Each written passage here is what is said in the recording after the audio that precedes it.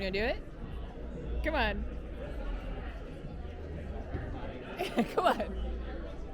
Come on. I'm gonna use the boat holes. I tried. Pretend like I'm Italian. Come on.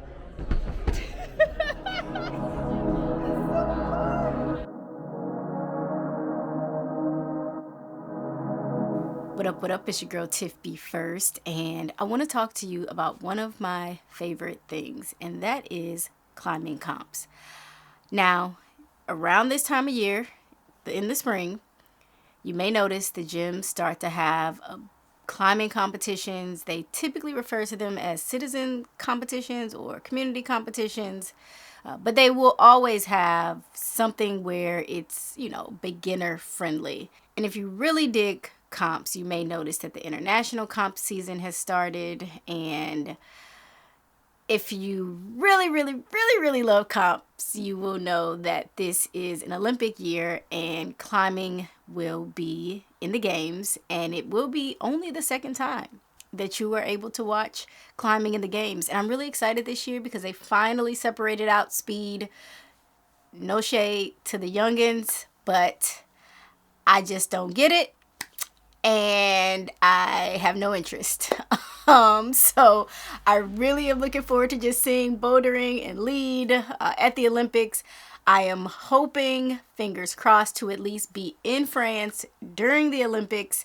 And if somebody out there got a hookup on some tickets, holler at your girl, because I will happily take them off your hands. But today I really want to talk about kind of my experience doing competitions, some tips I may have, kind of reflecting on some of the comps that I've done and some of my favorite comps, and really hopefully encourage you to try one. I am sure in the next month or two you may notice some in your area, or in the next year or two when you feel a little bit more confident. But I think competitions can be deceptively intimidating, and they shouldn't be, because if you think about how climbing works anyway, you're really just competing against yourself. I do understand the nuance of people watching you climb can make you nervous and make you feel intimidated. I honestly really struggled with that in the beginning. I am competing in my first ever climbing competition, so I'm actually not nervous. I'm just a little bit more anxious, and I kind of just want to climb. I don't really like an audience, so that part I'm not looking forward to. So I'm going to keep warming up, and let's see what happens. And now that I'm at a different place physically, where the way I navigate competitions is drastically different, I really don't like people watching me climb. I actually did a sort of mini comp, kind of a friendly community comp that really wasn't meant to be competitive per se. It was just meant to sort of highlight a group of beginner route setters and their ability to set competition climbs. And it was 7 climbs, and they were hard as bleep, because I don't know. I don't know. All I know is I have never done any comp where I felt fully confident, but this, I just went into it like, I'm gonna do what I can do. I'm gonna touch everything. I touched all 7 climbs, and whatever happens, happens. So let's just take a quick look at how I did at these very difficult but creative competition climbs.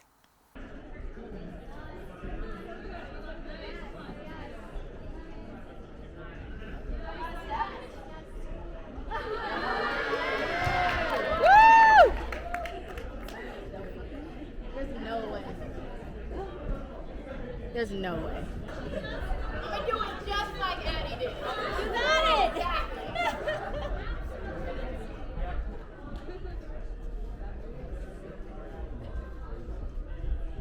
Yeah, come on.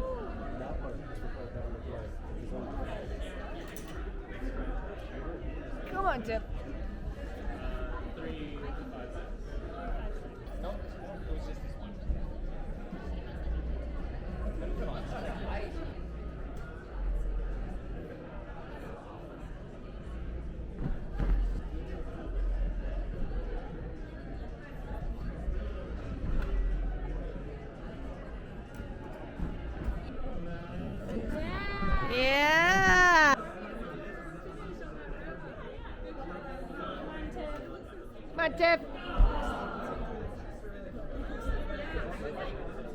Come on. Yeah, yeah. I don't want to cheat, but I'm cheating.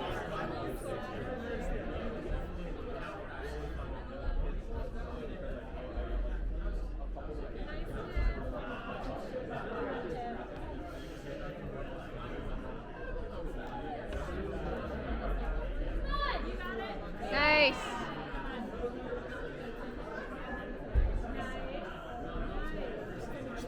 Woo! You made the zone. What's up? Okay, so before that competition I did this past week, I hadn't done a comp since about 2023. It was actually the last competition at GP81, at the OG GP81. And if you know GP81, and you've been to New York, or if you visited New York and you did not go to GP81 and you're a climber, you're tripping. But unfortunately, thanks to the wonderful world of gentrification, that facility had to move to a new facility, which I'm excited to say that I will be doing a gym review on the new facility. They just opened right now. It's only open to members, but I'm excited to take you inside the new facility. But that was the last competition I did, and I actually never even uploaded it. I realized because I was trying to go through all my comps over the years, and I think I started doing competitions pretty early into my climbing. I started climbing consistently in 2018, and I think I started doing comps around late 2019. I have never put on so much chalk in my entire life, and I don't like chalk. This is like me doing the whole most right now.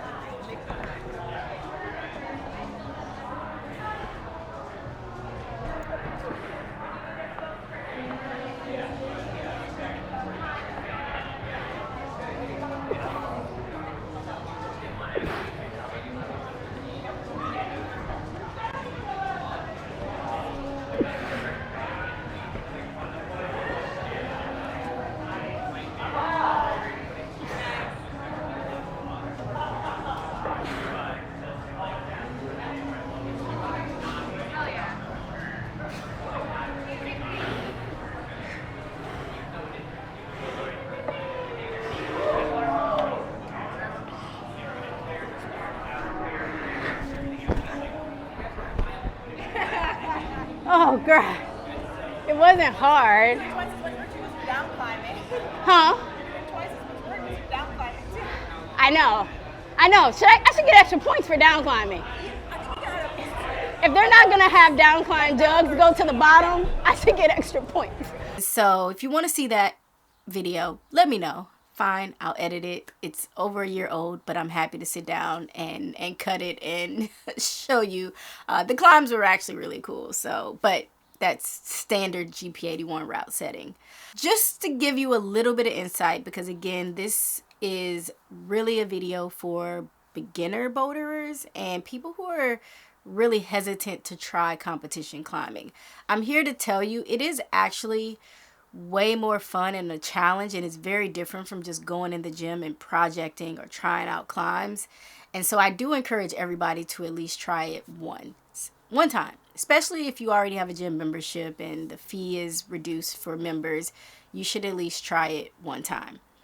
Most competitions will run under a similar format, and it's called red point.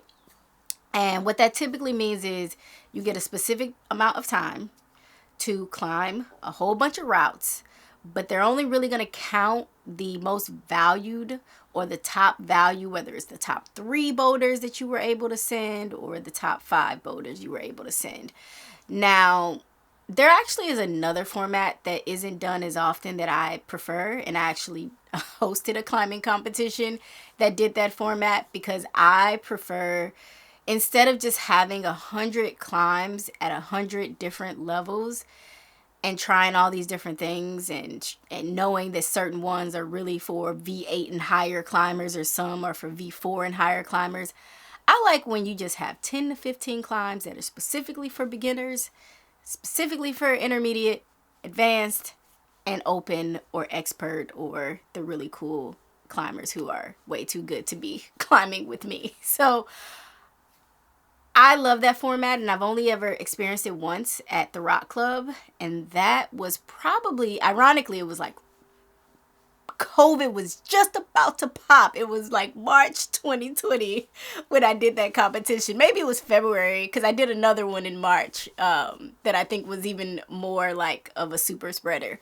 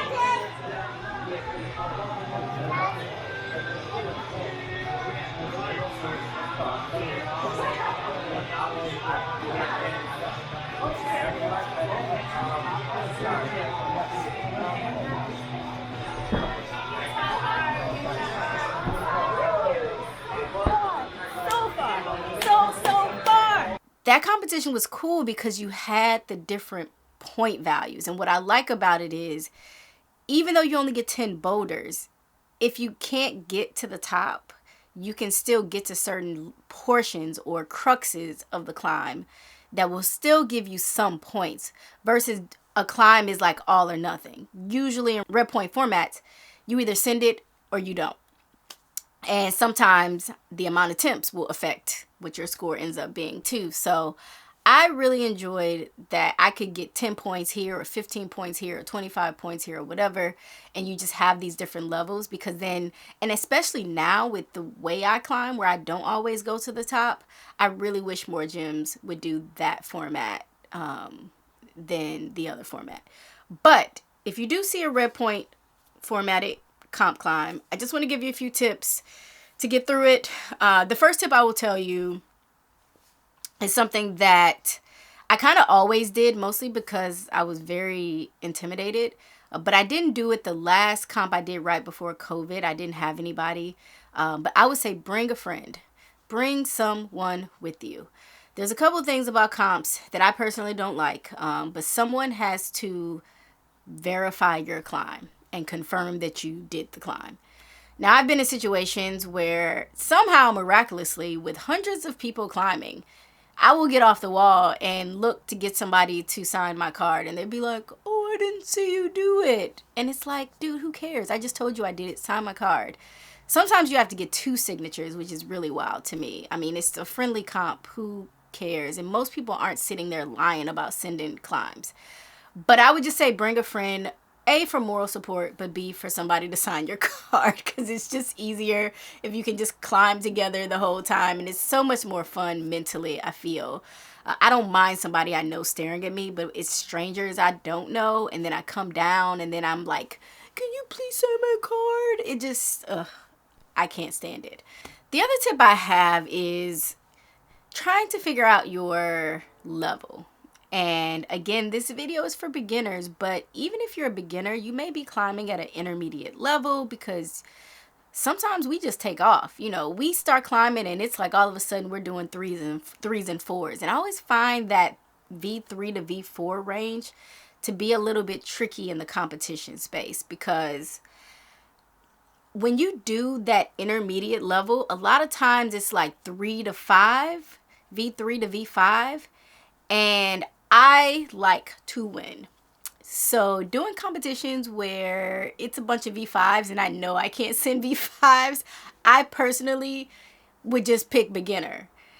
Problem with that is, then I would flash everything in beginner, and they have a thing where you can get bumped and you'll be in the last place of the intermediate level. So I would suggest, if you are in that sort of mid-range, or if you feel like you've kind of plateaued and you're not like really advancing, but you're definitely not struggling on V1s and V2s, then do intermediate just to challenge yourself. Even if you get last place in intermediate, it's better than, I'd rather earn last place in intermediate than get bumped when I got first place in beginner because I flashed everything. So just challenge yourself. And I would just say do the level that's a little bit harder than what you are currently projecting or where you are at. And then my last tip is really for you to understand how to navigate those mega red point comps. And what I mean by that is if there are 50 or more climbs, don't be like me.